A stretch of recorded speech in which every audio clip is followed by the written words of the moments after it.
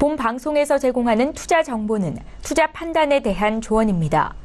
방송에서 제공하는 주식의 가치, 가격 상승 및 가격 하락에 대해서는 방송사에서 보장하지 않습니다. 네, 안녕하세요. 해외 선물 신세계 MC 김은혜입니다. 자, 오늘은 월요일인데요. 노동절로 인해서 미국 시장은 쉬어가는 날입니다. 하지만 또 해외 선물 시장 안에서는 그 안에 또 거래를 저희가 꼼꼼하게 짚어드리고 있으니까요. 저희와 2시간 동안 지금부터 함께 해보시길 바라겠습니다. 신세계는요, 여러분들이 직접 무료로 다운로드 받으셔서 9명의 마스터가 보내는 해외 선물 전략과 신호를 받아보실 수가 있습니다. 서울경제TV 홈페이지에 들어오셔서 신세계 배너 버튼을 눌러주시면 바로 무료로 다운로드 받으실 수가 있으니까요. 지금 바로 실행해보시길 바라겠습니다. 자, 그리고 신세계는요, 여러분들이 방송 중에 또 실시간으로 참여하실 수 있는 방법이 활짝 열려 있습니다. 전화와 문자 그리고 유튜브 실시간 채팅방으로도 참여가 가능한데요. 전화 주실 때는 서울전화 02-3153-2611번, 2612번 두 대의 전화가 준비되어 있고요. 문자 보내실 때는 샵 0082번으로 보내주시면 저희가 실시간 상담도 도와드리도록 하겠습니다. 자, 그리고 저희 방송을 유튜브로 시청하고 계시는 분들은 실시간 채팅도 활짝 열어놓고 있으니까요. 다양한 의견과 함께 상담 내용도 남겨주시길 바랄게요. 아울러 저희가 신세계 통해서 제공되는 이 정보에 대해서는 투자 판단에 대한 조언입니다. 상품의 가치와 수익률을 보장하지 않는다는 점 다시 한번 고지 도와드리도록 하겠습니다. 또한 저희 프로그램은요, 자본시장 통합법을 준수하고 있습니다. 1:1 투자 상담과 무인가 영업행위, 불법 대여 계좌 홍보 및 가입 권유 등 이런 모든 불법 사항에 대해서 엄중하게 금지하고 있다는 점 또한 다시 한번 고지 도와드리도록 하겠습니다. 자, 9월의 이제 첫 주인데요. 오늘 함께 해주실 출연자분들을 소개를 해드리도록 하겠습니다. 먼저 김옥윤 해설위원님 나오셨습니다. 어서 오세요. 네, 안녕하십니까. 여러분들의 좋은 매매는 great, 여러분들의 나쁜 매매는 stupid을 외치는 해외 선물계의 김생민, 김옥윤 해설위원입니다. 반갑습니다. 네, 반갑습니다. 최근에 이런 인사말 들으면은요, 해설위원님이 최근에 어떤 곳에 꽂혀 있는지 네. 단번에 알 수가 있습니다. 해외 선물계의 쉐르파, 좀 네. 식상하다는 얘기가 있어서 네. 이번 트렌드에 맞게 네. stupid 글을 외치도록 하겠습니다. 네, I love it 나갈 수도 있습니다. 네. 아니, 역시나 선물 대응하시려면 유연성이 상당히 필요하잖아요. 이런 컨셉과 최근의 트렌드를 바로바로 흡수하는 이런 유연성 아주 좋아 보입니다. 네, 꿈보다 해몽이 더 좋은 것 같습니다. 네, 감사합니다. 네, 그리고 윤희라 캐스터 오늘도 함께 하는데요. 윤희라 캐스터. 네, 말씀해주신 것처럼 오늘 미국은 노동절로 인해서 휴장인데요. 그래도 해외 선물 시장은 발빠르게 움직이고 있다는 점 알고 계시죠? 오늘 그 누구보다 빠르게 외신 찾아드릴 테니까요. 끝까지 함께 시청해주세요. 네, 맞습니다. 주말 내에 있었던 북핵 리스크에 대한 부분도 또 이런 정세에 어떤 영향을 미치는지 궁금해하실 텐데요. 자, 오늘 저희와 함께 하신다면은 시장에 대한 궁금증 해결을 하실 수 있을 거라고 생각을 합니다. 그렇다면 중요한 오늘 함께 할 마스터를 먼저 화면 통해서 소개합니다. 2017년 여름 해외 선물 투자자들을 위한 빅데이터 트레이딩 솔루션 프로그램 해외 선물 신세계 정식 오픈. 검색창에 서울경제TV 홈페이지를 검색하신 후 홈페이지 우측에 신세계 배너를 클릭. 아래 다운로드 버튼을 눌러 신세계를 설치 후 실행하세요. 회원가입 후 1577-7451로 전화해 무료 참가 신청을 하면 준비 끝. 신세계의 여러 마스터 중 나만의 마스터를 선택. 실시간으로 마스터의 매매 내역을 무료로 받으세요. 트레이딩의 액션, 해외 선물 신세계. 자세한 사항은 문의 전화 및 홈페이지를 참조하세요.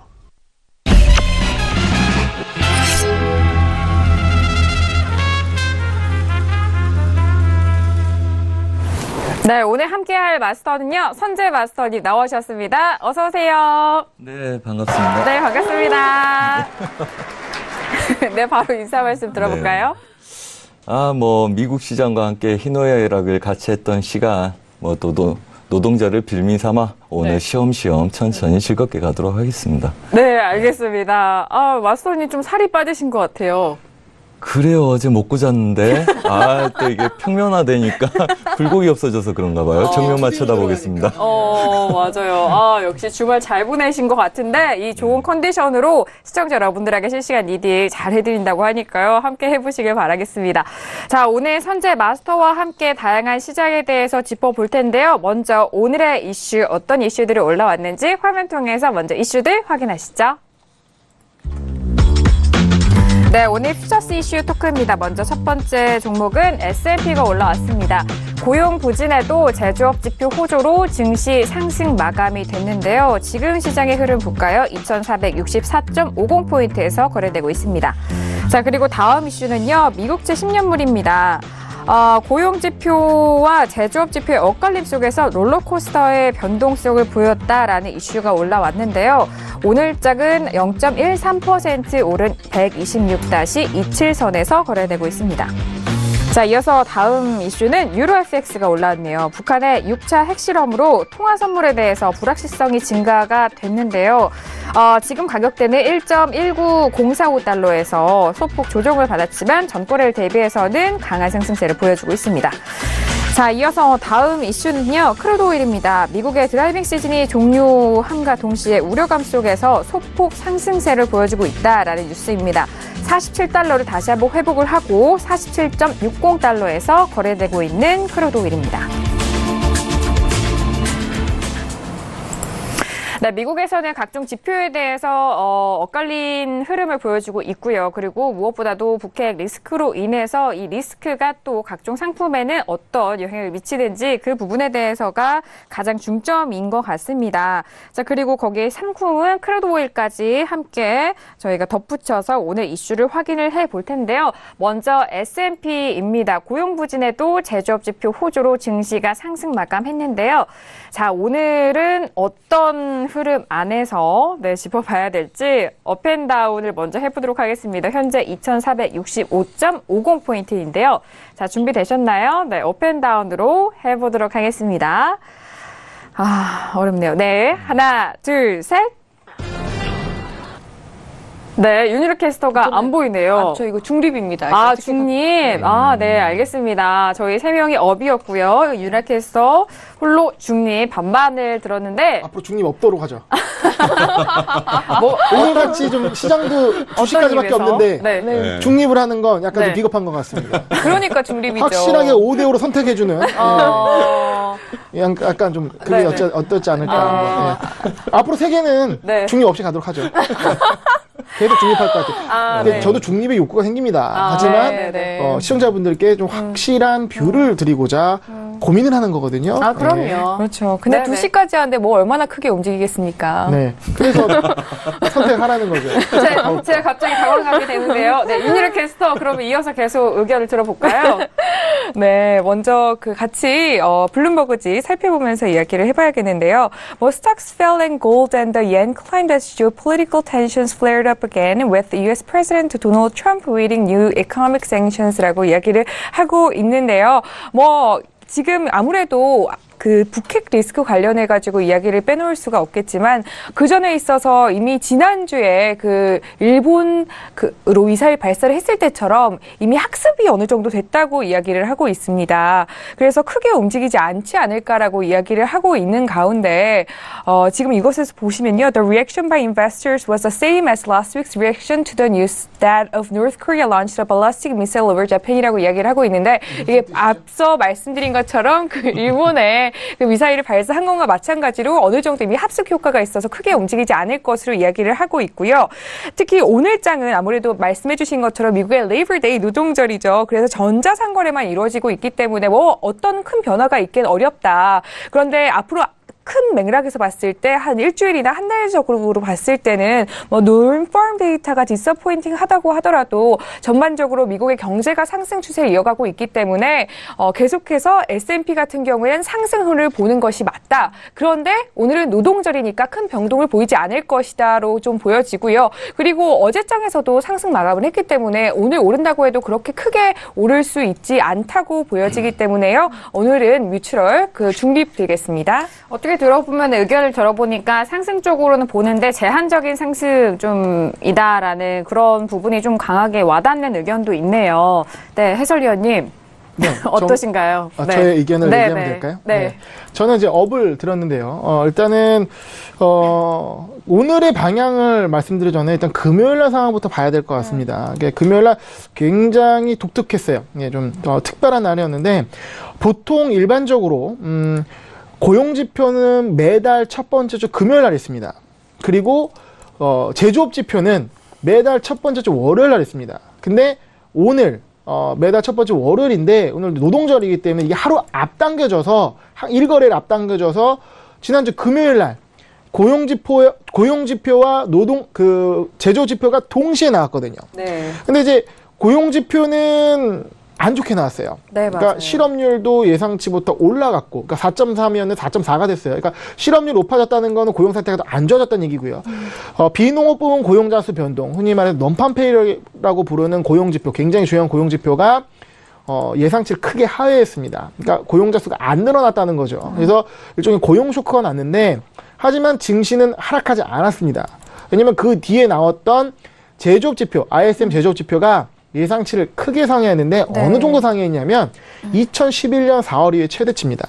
그러니까 굉장히 중요한 의미거든요. 그래서 합의의 영향을 반영하지 않은 수치긴 하지만 지금 제조업 경기가 워낙 좋았다라는 의미가 나오는 것이고, 그러면 고용지표가 안 좋았지만 이거를 좀 희석시키는 요인이 아닐까라고 하면서 최근의 상승 모멘텀을 유지해서 나갔습니다. 그런데 이것도 신기한데 네.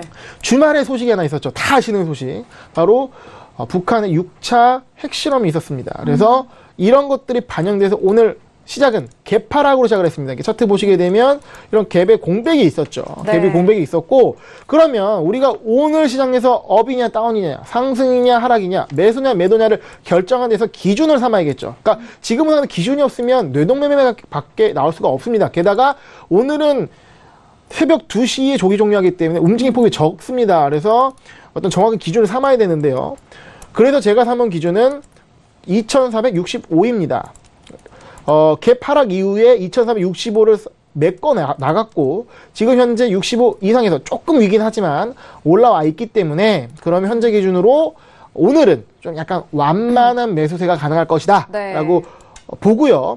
여기서 그러면 손절을도 정해야 되죠. 그러니까 내가 만약에 틀렸다고 인정할 수 있는 가격 범위를 정해야 됩니다. 네네. 그거는 오늘의 시가 부근인 2461, 그러니까 60까지 돼도 좀 너무 길어요. 네. 61 정도 오게 되면 오늘 이제 매도로 그러니까 내가 매수 방향을 봤는데 틀렸다라고 인정하는 자리를 그렇게 두고 매수 쪽으로 접근하시는 게 어떨까 생각해 봅니다. 네, 일단 갭에 대한 부분도 있고요. 그리고 지표가 좀 엇갈리게 나왔는데 그 부분에 이어서 상승 쪽으로 계속해서 지지된 부분도 함께 분석을 해주신 것 같아요. 앞서서 말씀드렸던 고용에 대해서는 15만 6천 명이 증가가 됐고요. 제조업 PMI 지수는 월가에서 예상치는 56.2였는데 58.8로 나왔다는 점 다시 한번 알려드리도록 할게요. 60 육박합니다. 굉장히 높은 수치죠. 네, 맞아요. 자, 이런 PMI 지수와 고용에 대한 지표 다시 한번 알려드렸고, 마스터님도 함께 업을 드셨거든요. 왜 미소 짓고 계시죠? 네, 함께 차트 통해서 보도록 할게요. 그랬었죠. 네. 추억이 생각나서. 어떤 추억인가요? 매수 들었던 추억이요. 네네. 연일 같네요. 네네. 자, 우선은 저번 주 복귀부터 잠깐 보겠습니다. 위원님들. 네. 시청자분들. 저번 주에 제가 나왔을 때가 8월 30일 날 미장이었죠. 이 시간대였을 겁니다. 네. 매도 눌림이 끝났다. 그 다음에 눌림 매수 본다. 익절 잡고 오버해서 매수 추세를 보면 되겠다. 뭐 그 이야기를 했었고요. 그때 제가 매수를 본 자리가 이 자리예요. 2460 지수를 원래 봤습니다. 그 위에는 사실 그 전까지는 생각 안 했고요. 뭐 딱 진짜 일주일 동안 많이 올랐네요. 네, 많이 올랐죠. 네. 많이 올랐습니다. 그러면 지금 방금 해설위원님께서 말씀하신 것처럼 2460 지수는 굉장히 중요한 선이라고 봅니다. 우선은 네. 그렇고요. 네. 단지 이제 그림들이 이제 뭐 여러 가지 그림이 있겠죠. 근데 이거는 우선은 참고하자는 그림들입니다. 우선은 눌린 구간 지지력을 받아내려고 부던 예를 썼고요. 그러니까 뭐 이런 선들이죠. 뭐 가정입니다. 이런 선들은 뭐. 네, 이런 선들이 있고 그다음에 그와 대칭되는 채널 구간들이 설정이 돼 있습니다. 네. 그렇죠. 그리고 얘네들은 지금 이 지수 자체는 만약 이게 애초에 목표값이었다면 그렇죠. 무리해서 이걸 올려놨죠. 현재 올려놓고 지지를 하려고 많이 노력했음에도 불구하고 아직은 뭐 그 구간 지지력만 받고 있다는 거죠. 그리고 굉장한 매물대입니다. 네. 그리고 오늘은 이제 휴장이죠. 그래서 네. 우선은 이 구간 내에서 오늘 그림처럼 채널 구간에서 많이 혼조세 양생을 뛸 거다 가정을 하고 보는 게 낫겠죠. 그래서 우선은 뭐 눌린 구간에서 지지력에 매수 배팅을 하는 게 맞고요. 얘를 못 지켰을 때 전반적으로 22,460 지수가 무너졌을 때부터 매도는 그때부터 고려하는 게 좋을 거다 이렇게 생각을 하고요. 혼조세 장생에서 지지력의 보합 매수 배팅이 유리하겠다 이렇게 보고 있습니다. 매수 배팅에 대한 부분을 말씀해 주셨어요. 아직 유효하다. 아, 그게 아직 유효하다. 네네. S&P를 이렇게 봤는데, 뭐, 양대 씨, 나스닥도 좀 궁금하거든요. 나스닥 현재 지수도 다시 한번 살펴보도록 하겠습니다. 나스닥도 함께 상승을 하고 있을까요? 5,964.75포인트에서 현재 거래가 되고 있는데요. 마이너스 0.39%에 빠진 가격대입니다. 하지만 현재 일봉상으로 봤을 때는 양봉으로 좀 진행이 되고 있는데요. 전반적인 차트 모습은 S&P 500가 크게 다르진 않습니다. 맞아요. 이런 자체가 지금 뭐 기술주만 동반적으로 오르거나 떨어지는 모습이 아니기 때문에 3대 지수 모습 일관적인 모습을 동반하고 있다고 보시면 좋을 것 같습니다. 네, 알겠습니다. 자, 지금 뭐 나스닥도 함께 저희가 차트를 통해서 함께 분석을 해드렸는데 S&P와 같은 흐름의 움직임을 보여주고 있네요. 마스터님, 나스닥 같은 경우도 그렇다면은 지금 S&P와 좀 같은 관점으로 봐야 될까요? 전반적으로 지금 저한테 공략을 하라 그러면 저는 어차피 얘네들 보합 스캘핑을 우선 노립니다. 그 다음에 뭐 나스닥 같은 그림 한번 봐볼까요? 네. 지금 아마 고가에서의 상방 제약은 약간 부담이스러울 거라 보고 있어요. 그래서 우선은 어디서 싸워야 될지 우리가 알고 싸워야 되겠죠. 우선 매물대를 먼저 찾습니다. 매물대 이 구간들. 그러니까 뭐 전 고점이 있고요. 급락했던 고점이 있고 그 다음에 이 부합 구간 매물대의 중심 자리가 평단가겠죠. 네. 그리고 이게 추세 저항 라인이 그 구간에 있다면 얘네들은 고점하고 저점 지지력의 중간 자리에서 어중간하게 있는 거죠. 변곡 자리일 가능성보다는 오늘 혼조세 장세의 중심 자리일 가능성이 높다고 보고 있습니다. 그래서 얘네들은 고점을 더 높이는 6천 딱 맞아 떨어지는 이런 중요한 자리들 있죠. 벌써 이미 무너졌던 자리들. 걔네들을 배수진 치고 싸우든지 아니면 눌림에서 대기해서 싸우기 시작해서 그 친구들을 익절을 잡고 싸울 수 있는지를 보는 게 좋다고 보고 있고요. 그러면 매수로 들어가면 눌림에서 들어가는 건가요? 방금 말씀해 주신. 눌림 매수죠. 근데 오늘 오기는 좀 어렵지 않을까요? 그래요? 뭐 이런 관점이 있습니다. 시장의 보합이나 중심은 평균 가격이죠. 비싸지도 않고 싸지도 않는 가격. 그 현재 우리가 보고 싶은 고점이나 저점에 대한 가격 중심에 놓여 있다는 거는 오늘 미장이 열리지 않기 때문에 이 가격대에서 별로 싸우지 않고 보합 횡보를 뛸 가능성이 높다 이렇게 보는 거죠. 한마디로 변곡이 아닐 가능성이 높은 자리다. 그렇다면 여기서 눌림의 매수나 반등 시의 매도가 오히려 중심에서 방향을 쫓는 것보다는 더 유리하다. 뭐 이렇게 생각해 볼 수 있겠죠. 네, 알겠습니다. 지금 나스닥까지 함께 지수에 대한 부분 짚어드리고 있는데 해설위원님은 나스닥 방금 전에도 말씀해 주셨지만 만약에 나스닥과 S&P 이 두 종목에서 매수 좀 가격대를 다시 한번 짚어보는데 앞서서는 S&P는 좀 짚어주셨잖아요. 나스닥 같은 경우에는 매수 그 가격대를 좀 어느 정도로 잡아보실 수 있을까요? 굳이 나스닥은 매수 잡을 생각이 없습니다. 매매 포인트가 안 나와요? 네네. 그러니까 지금 어쨌든 그러니까 오늘 같은 장에서 어렵게 어떤 지수에 대해서 매수 포인트 잡는 것 자체가 조금 억지일 수 있다라고 보여지고 어제 지금 이 상황에서 이제 선택을 하는 상황에서 S&P 분석의 기준은 이제 2,465 정도를 이제 제시 드린 거고 요 상 기준으로 이제 소폭 완만한 상승이 가능하지 않겠냐라고 보는 겁니다. 그러니까 이런 겁니다. 그러니까 변동성이 적을 때 적은 변동성을 좋아하시는 분이 있습니다. 그러니까 리스크도 낮고 수익도 낮고 이렇게 가는 경우가 있는데요. 그러니까 지금 이제 오늘까지 특별한 상황이 아닌 상황에서 변동성이 좀 뭐 이벤트가 없이 움직임이 적을 때 네. 이럴 때는 어쨌든 뭐 어떤 그 방향성을 특별히 따라기보다는 어떤 대응적인 관점에서 들어가시는 게 좋을 것 같습니다. 네, 이게 중요해요. 만약에 좀 차트의 흐름이 비슷하다 해서 같은 눌림자리에서 또 접근을 하시는 분들도 있으시고 또 매매 포인트가 전혀 나오지 않는 종목에서 섣불리 매매를 하셨다가 오히려 네, 리스크를 관리 못 하시는 분. 더욱이 중요한 건 뭐냐면 네네. 새벽 2시에 끝나거든요. 네네. 그러니까 오늘 조기 종료인지 모르는 분도 계실 거예요. 그러면 매매하다가 왜 이렇게 안 움직이지 하다가 좀 지나보면 그냥 그 장 끝나요.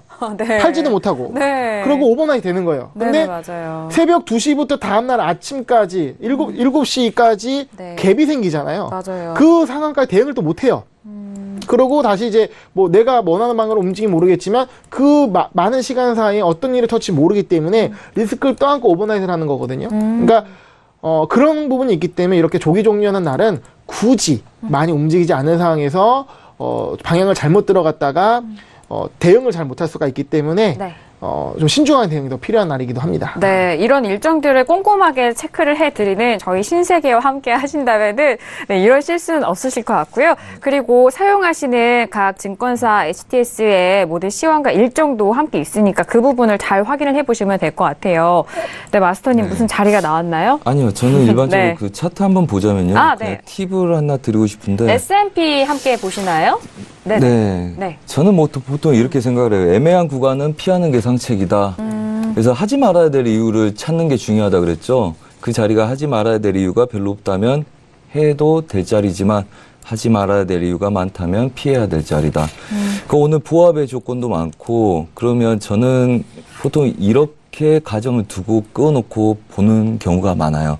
아까 뭐 채널도 설명을 이렇게 드렸지만 실제로적으로 매매를 할 때는 이 채널을 기준으로 싸우고요. 그다음에 내가 보합 구간에서 돌파나 뭘 보겠다 그러면 그 전에 고점들, 영역들 휩소 구간들 있죠. 그다음에 그 바운더리와 비슷한 영역 구간의 휩소 바운더리, 걔를 제외한 나머지 중심 자리들을 연결해 봅니다. 근데 만약에 그게 의미가 있어 보이는 그림들이 만들어진다. 그러면 우선은 유럽장은 얘네들 기울기, 그 다음에 얘네들 휩소 구간을 제외한 자리, 그 다음에 윗구간 휩소 제외한 자리, 그러면 꼭지점들이 굉장히 많이 맞닿죠. 그리고 돌파해서 다시 눌림의 중심 자리에 왔다. 그러면 이 네. 수렴 구간을 벗어나기 전까지는 방향성을 띠지 않는다고 저는 봅니다. 그래서 네. 이제 그때까지 참는 거죠. 네. 그런 팁을 갖고 있습니다. 참고로 네네. 그러니까 기술적인 차트적인 접근 외에 그러니까 왜 오늘은 좀 관망을 해야 되는지 지수에 대해서 좀 말씀을 드리면 네. 지금 차트적으로 지금 상승을 해서 전고점 부근까지 와 있었어요. 금요일날 기준으로. 아, 그러니까 맞아요. 전고점 부근이라는 거는 꾸역꾸역 올라 전고점 위에 있으면 굉장히 중요합니다. 그러니까 변곡점으로서 더 갈지 슈팅을 할지 아니면 꺾일지에 대한 갈림길이거든요. 변동성이 살아나는 위치예요. 그러니까 굉장히 중요한데 변수가 생겼어요. 주말 넘어가면서 개파락을 했거든요. 네. 그러면 이게 진정한 변곡점에서 매도 하락인지 아니면 그걸 확인해야 되는데 이슈에 의해서 일단은 월요일날 장이 열면서 개파락을 했지만 오늘 또 기가 막히게 또 조기 종료란 말이죠. 네. 그러니까 본장이 휴장이에요. 그러니까 네. 조기 종료라는 거는 선물장만 열리고 그 조기 종료만 하고 본장이 지금 미국장이 휴장으로 거래소가 안 열리는 건데 그러면 이런 개파락에 대해서 시장 반응이 충분하게 나오지 않았다는 얘기죠. 그러면 이게 지금 변곡점의 중요한 가격에서 하락을 했는데 이게 어떤 가격에 대한 저항인지 아니면 그 단순히 북한 핵 실험에 대한 정상적인 반응인지 이런 거에 대한 그 현재 어떤 시장에 대한 소화가 없는 거죠. 그걸 지켜봐야 되는 거고 그렇기 때문에 오늘은 좀 관망이 필요한 거고 네. 그리고 이번 주에 그래서 이런 변곡에 대한 확인을 할 수 있는 이벤트들이 많이 있거든요. 예를 들면 지금 연준연도 연설이 있습니다. 그러니까 지금 고용지표가 흔히 말해 박살이 났어요. 그러니까 이렇게 난 상황에서 금리 인상을 하냐 못하느냐 연준에서 얘기 들어봐야겠죠. 그러니까 FOMC를 앞두고 네. 그리고 또 하나 ECB 열립니다. 맞아요. ECB 지금 잭슨홀에서 드라기가 얘기 하나도 안 했거든요.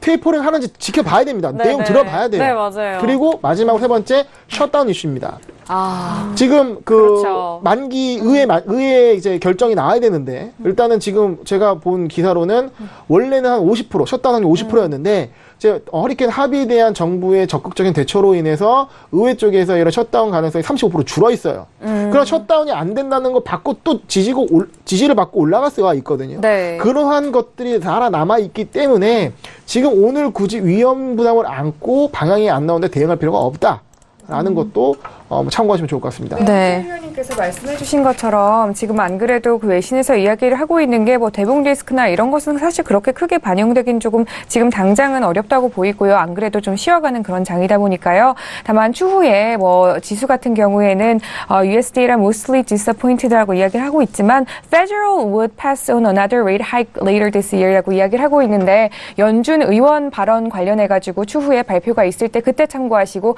그때까지는 지수가 큰 변동폭은 없을 것으로 좀 보여지고 있습니다. 외신이 오늘은 주로 디서포인트를 많이 하네요. 네, 그러네요. 굉장히 다들 실망했나 봐요. 리스닝이 되고 있습니다. 네. 아니 그런데 이렇게 외신 읽어줄 때 이런 단어들에 대해서 또 반복을 하면은 많은 투자자분들이 또 외신에 대한 뉴스라든지 시장에서 그 뭐 거래하실 때 딱 잘 보이시고 또 잘 들리실 것 같거든요. 네. 오늘 해석이 참 좋으십니다. 네. 아, 네. 저의 역할입니다. 네, 감사드리고요. 자, 이렇게 오늘 S&P 지수에 대해서 함께 알아보면서 나스닥까지 함께 짚어봤는데요. 이어서 다음 이슈도 빠르게 알아보도록 하겠습니다.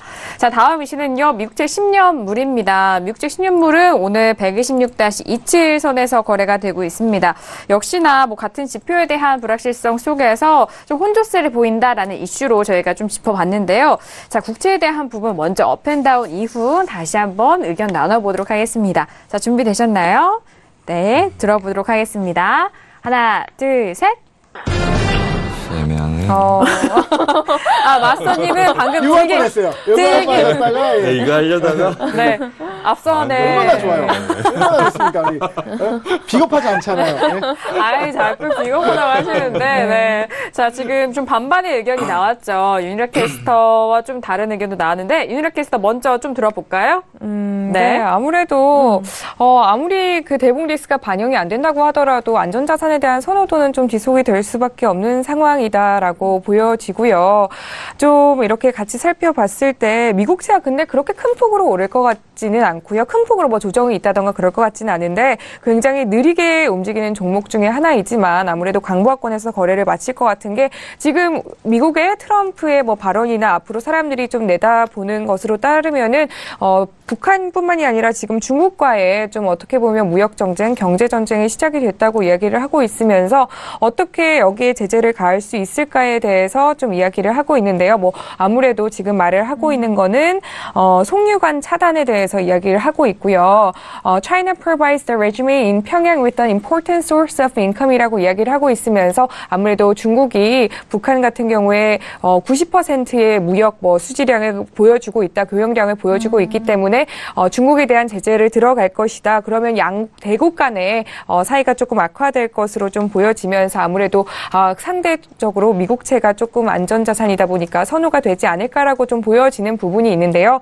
다만 오늘도 마찬가지로 이것 또한 장이 빨리 마감이 되니까요. 크게 움직일 것으로 보여지진 않으니까 그냥 뭐 강보합권에서 거래가 된다고 생각을 하고 있다 정도로만 참고를 하시면 되겠습니다. 일단 시장이 지금 초반부터 강보합권에서 그 진행 중에 있으니 이 안에서 뭔가 해결이 될 것이다라는 그런 말씀을 좀 해주시는 것 같아요.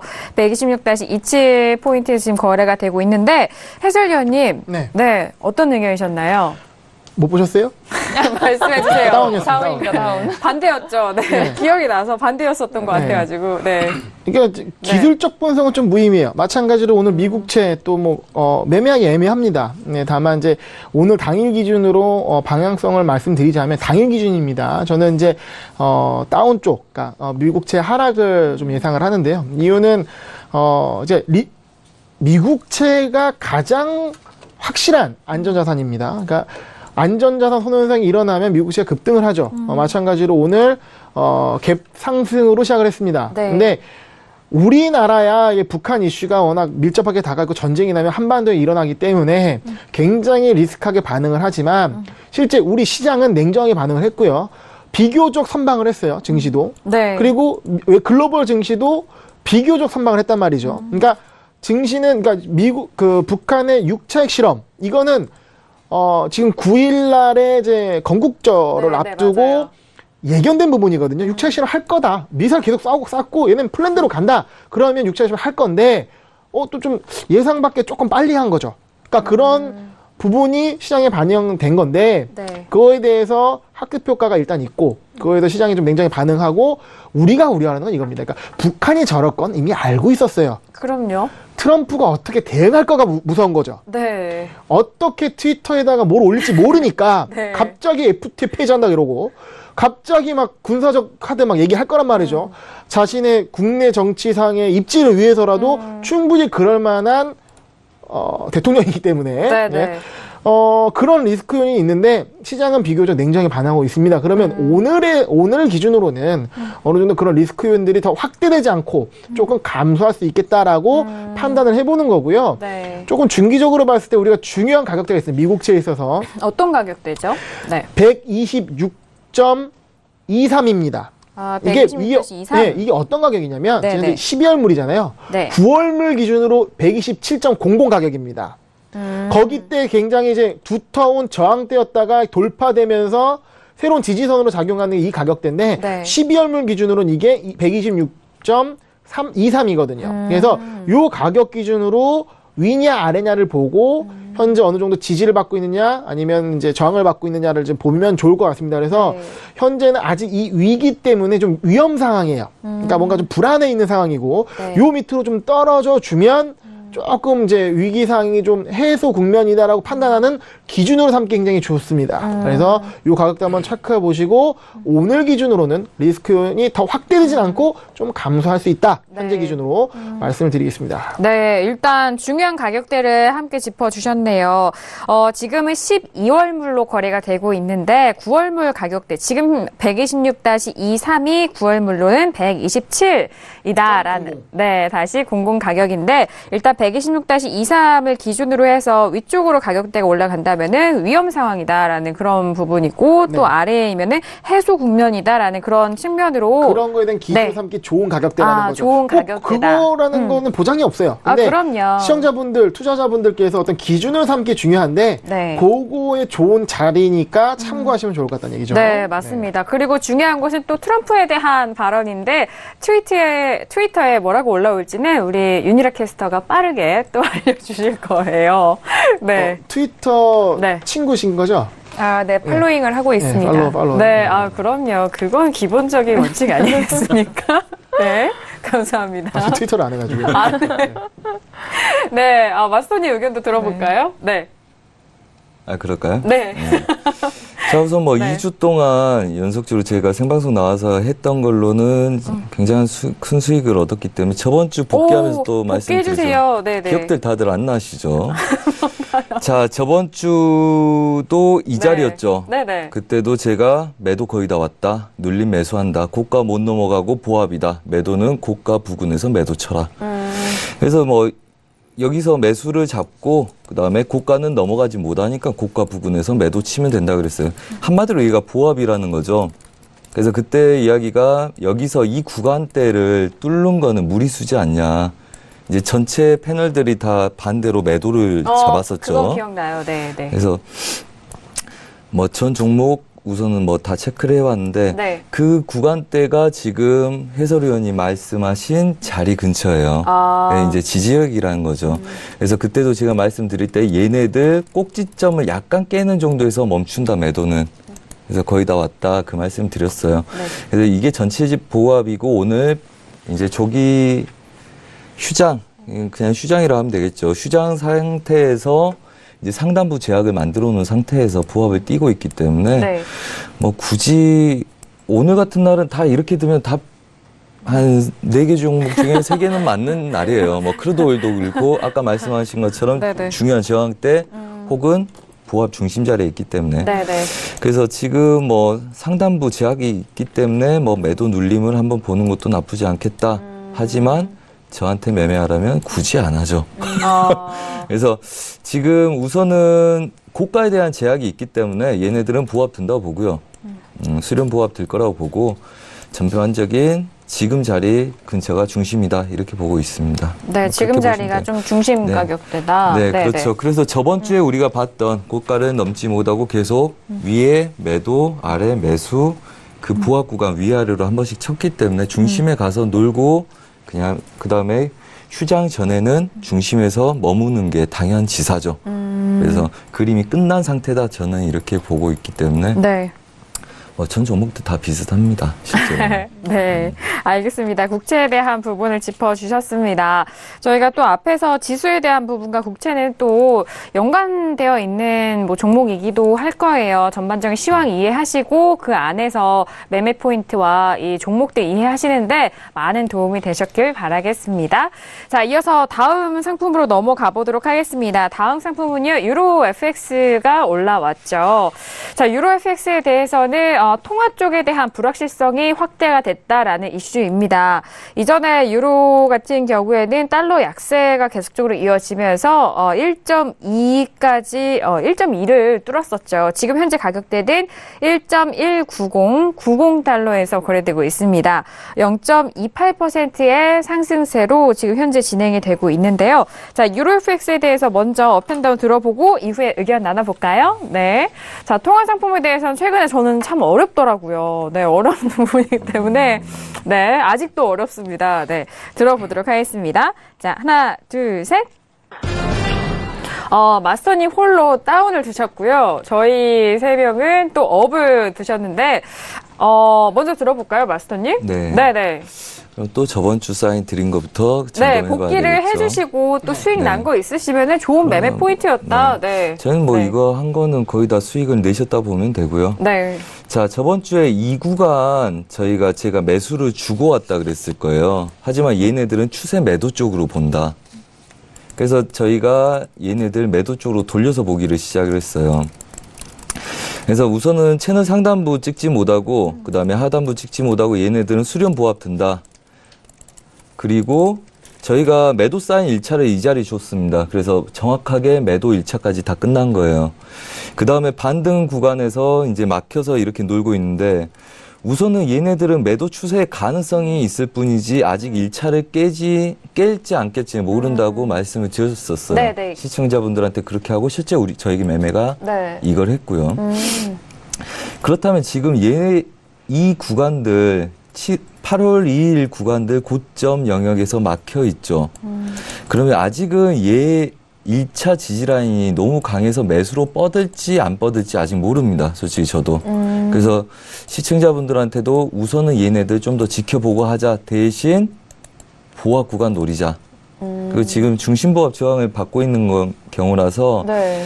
이 큰 그림은 제가 애매하다고 말씀을 드렸고요. 대신 윗구간들 저항점에서는 추가적인 매도 관점.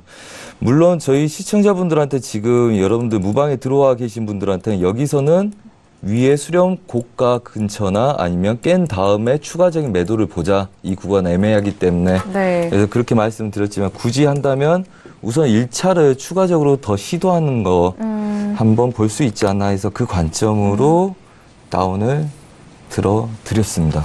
네, 오늘 무료 방송 진행을 하고 계시더라고요. 네, 네. 열려 있으셨는데. 계속했죠. 계속했죠. 네, 네. 뭐 어떤 부분을 좀 중점적으로 하셨어요? 오늘은 네. 해외 선물은 오늘 뭐 설명만 드렸고요. 그다음에 오늘 오전에 끝냈기 때문에 오늘 국선이요. 국내 선물이요? 네, 국내 선물이 저가에서 딱 눌림에서 잡으려 했는데 계속 눌리면 안 주는 거예요. 네. 이게 매도가 끝났구나. 굉장히 재밌었죠. 그죠. 변동성이 빠졌던데. 터져버린 그렇죠. 상황이기 때문에 그렇죠. 네. 진폭이 좋기 때문에 맥점 잘 잡으면 수익이 크게 날 수 있는 구간이라고 그렇죠. 생각합니다. 그것도 310지수 가기 전에 309.10을 우리가 1차 목표로 잡았어요. 그 다음에 네. 이제 북한발 국부적인 협치적인 이슈가 터지기 때문에 네. 이때부터 조심하자 그랬는데 오늘 개발하기 있어서 그걸 매수로 잡고 갔어야 되는데 그걸 계속 저희가 놓쳤단 말이죠. 매도를 치는데 이게 1시 넘어서 끝날 것 같은 거예요. 네네. 그래서 끝내 우리가 원하는 204지수까지 왔는데 저희는 약수이창하고 저 빠이빠이 하고 왔거든요. 그래서 오늘 네, 그 정도 네. 했고 네. 뭐 2주 동안 무방하는 동안 해외 선물은 전 종목들 저희가 사인 드린 거 다 올 수익 내고 마무리했죠. 뭐 당연한 거 아닙니까? 네. 서울경제사인데. 네. 여러분께서는 지금 해외 선물의 신 배틀리그 우승자 선제 마스터의 방송을 보고 계십니다. 네. 아, 오늘 코스. 이런 거 MC가 해줘야 되는 거 아니에요? 아니, 갑자기 안 했다고 뭐라 하시는 거예요, 갑자기. 확인하고 있어야 되는 거 아니에요? 회원들이 얼마 수익 나면 막 채팅창에, 그 해주신 것 때문에 뭐. 선제 마스터님 변했잖아요. 수익 많이 났습니다. 그거 다 모니터링 하고 계셨어야 되는 거 아닙니까? 죄송합니다. 제가 진짜 열심히 할게요, 마스터님. 네. 아니, 국내 선물도 참 많은 분들이 관심 있으셔 하는데, 오늘 같은 포인트를 또 손재 마스터의 리딩과 함께 하셨다면은 좋은 매매 포인트 가져가셨을 것 같아요. 오늘 국내 선물 잠시 브리핑을 해드리자면은 304.19에서 마감이 됐거든요. 자, 이 부분에 대해서도 또 알려드렸고 내일도 하시나요, 혹시? 그렇죠. 내일도. 네네. 너무 늦게 와가지고. 네. 오후에. 그래서. 네. 피골이 상접하죠. 그래서 살이 빠져보셨구나. 알겠습니다. 제가 내일은 꼭 모니터링과 함께 하면서, 활발한 활동 해보도록 하겠습니다.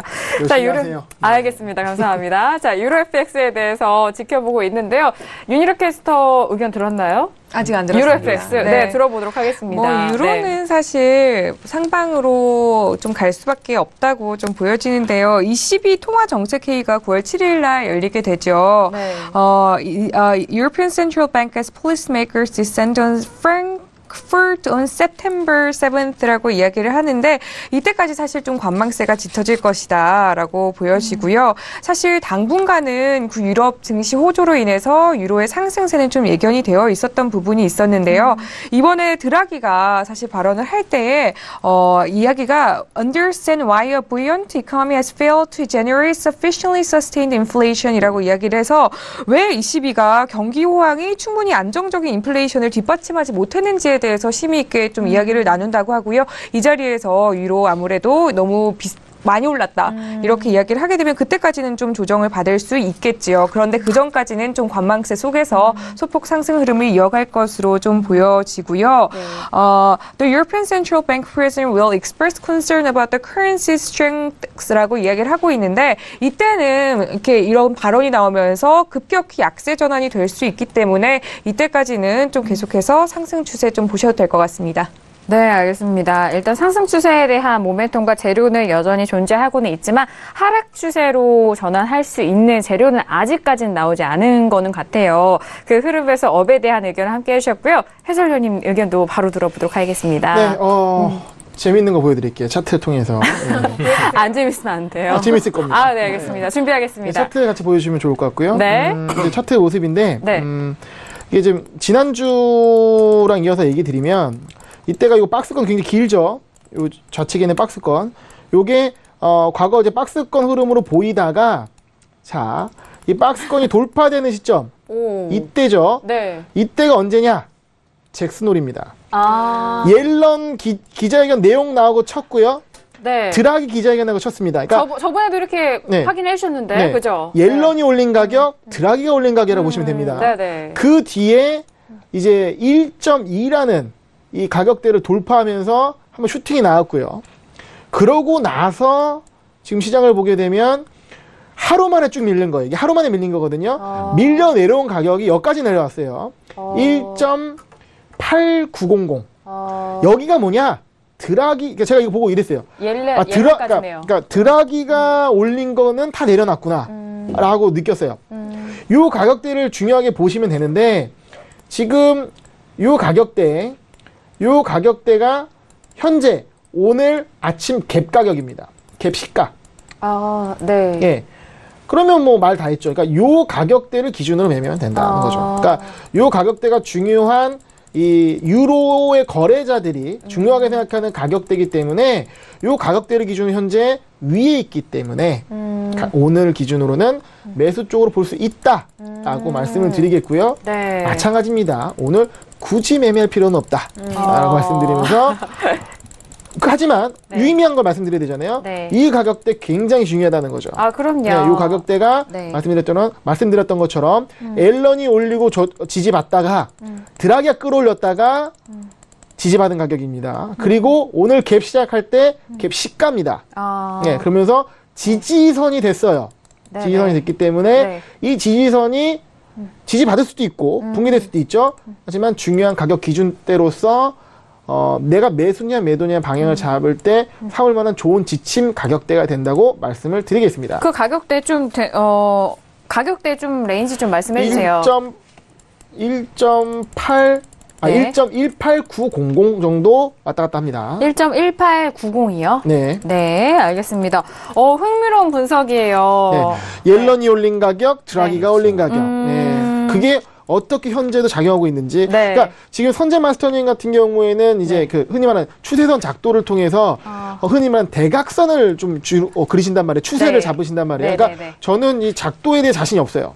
그러니까 저는 보시면 제가 분석 보시면 다 평행선이에요. 그러니까 이건 뭐냐면 내가 이 시장에 대한 방향에 대한 마음을 갖고 있지 않겠다는 거예요. 그러니까 내가 이게 대각선을 그리게 되면 이게 선제 마스터처럼 이제 시장 경험 많이 안 쌓인 경우 내가 원하는 쪽으로 볼 수밖에 없어요. 그러니까 추세선을 맞아요. 위로 그리면서 상승하길 바라고 하락을 그리면서 매도하길 바라는 입장이 생기기 때문에 그 심리를 제거하고자 수평으로 그려놓고 위에서는 매수, 아래서는 매도라는 좀 심플한 접근을 하시는 게 도움이 될 수 있다라는 차원에서 이해하시면 좋을 것 같습니다. 네. 맞아요. 네. 굉장히 좋은 방법이고 그 방법 자체도 아마 기술적인 분석 안에 스며들어 있는 겁니다. 저렇게 분석한 것도 기술적인 분석의 일환이에요. 오늘 굉장히 좋은 거 보여주셨고 네. 이제 그에 따라서 비슷하게 보시면 됩니다. 이제 네. 차트 한번 볼까요? 네. 같이 도움을 드리고 싶어서 그래요. 네, 네. 그죠, 누가 말씀해 시청자분들을 주세요. 위해서. 네, 시청자분들을.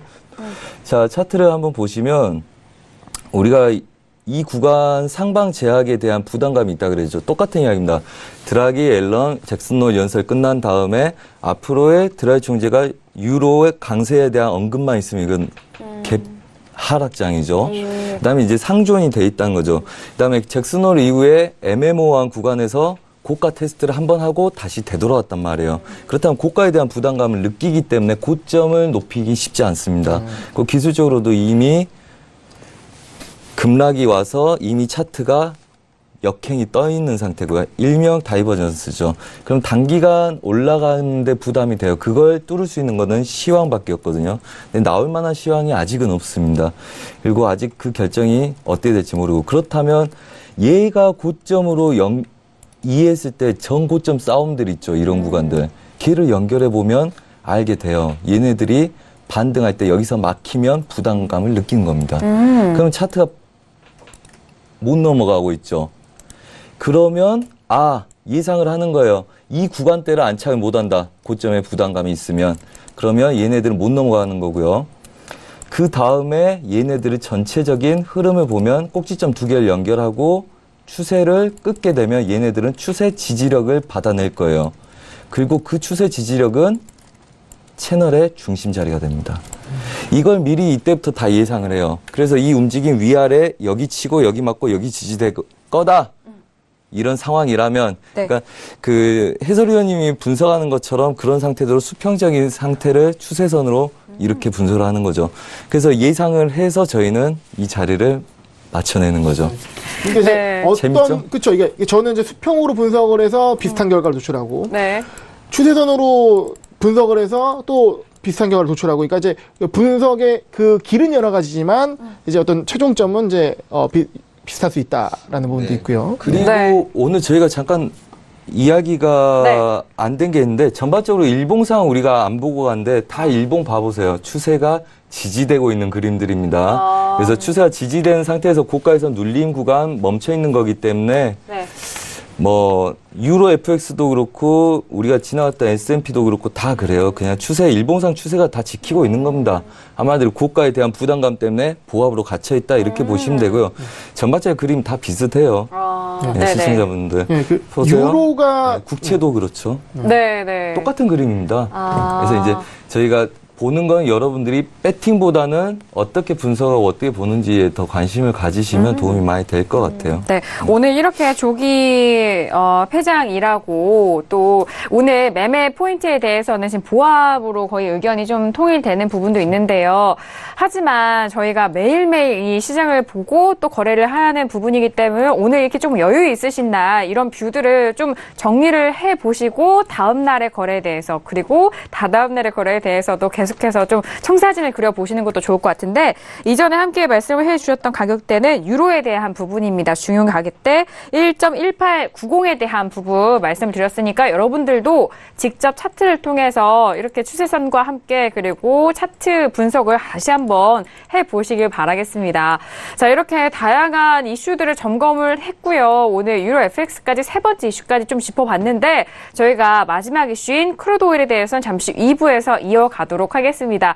자, 오늘 1부도 저희가 시장 흐름 안에서 각 종목에 대해서 도움이 될 만한 정보와 전략에 대해서 꼼꼼하게 챙겨드렸는데요. 이 내용은 투자 판단에 대한 조언입니다. 상품의 가치와 수익률을 보장하지 않는다는 점 다시 한번 고지 도와드리도록 하겠습니다. 자, 1부 잠시 여기서 마무리를 짓도록 하겠고요. 잠시 후 2부에서 더욱더 상세한 내용과 해외 선물 전략도 함께 도와드리도록 하겠습니다. 잠시 후 2부에서 다시 뵙도록 하겠습니다. 감사합니다.